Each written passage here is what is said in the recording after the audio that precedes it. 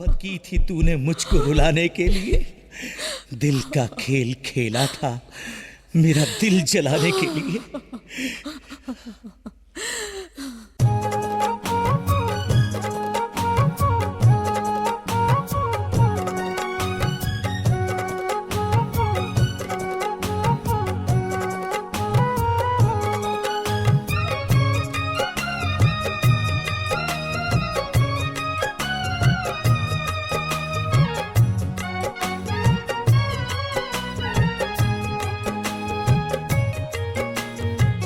मोहब्बत किया था तुमने, मोहब्बत किया था तुमने मुझको रुलाने के लिए। मोहब्बत किया था तुमने, मोहब्बत किया था तुमने मुझको रुलाने के लिए। मोहब्बत किया था तुमने मुझको रुलाने के लिए। मोहब्बत किया था तुमने मुझको रुलाने के लिए। दिल का खेल खेला तुमने, दिल का खेल खेला तुमने दिल मेरा जलाने के लिए। मोहब्बत किया था तुमने, मोहब्बत किया था तुमने मुझको रुलाने के लिए। मोहब्बत किया था तुमने मुझको रुलाने के लिए।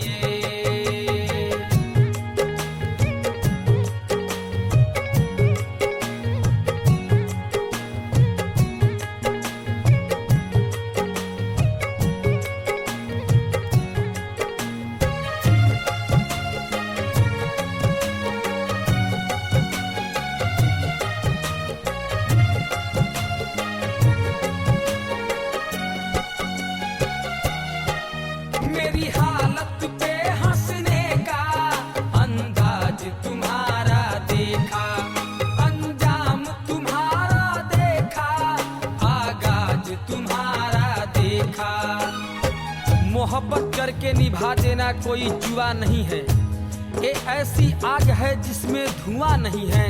जितना मैं चाहता हूँ उतना कोई चाह नहीं सकता, जितना मैं चाहता हूँ उतना कोई चाह नहीं सकता।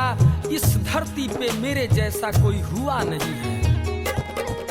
मेरी हालत पे हंसने का अंदाज तुम्हारा देखा, अंजाम तुम्हारा देखा, आगाज तुम्हारा देखा। अपना बनाया तुमने, अपना बनाया तुमने उम्र भर सताने के लिए। मोहब्बत किया था तुमने मुझको रुलाने के लिए।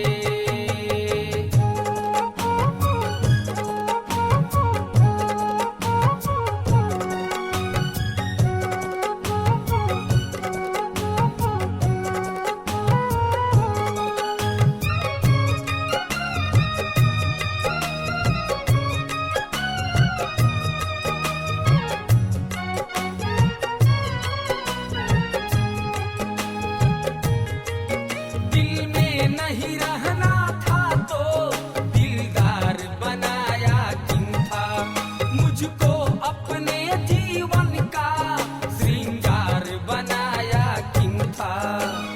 मैं नहीं चाहत नहीं बदल गई हो तुम, मेरे पास होके भी दूर निकल गई हो तुम। जाने को जहाँ चली जाओ कोई मुझसा न मिलेगा, जाने को जहाँ चली जाओ कोई मुझसा न मिलेगा। तुझे पता नहीं अपने आप से भी दूर चल गई हो तुम।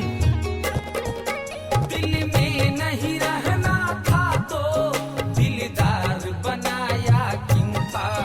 मुझको अपने जीवन का श्रृंगार बनाया क्यों था।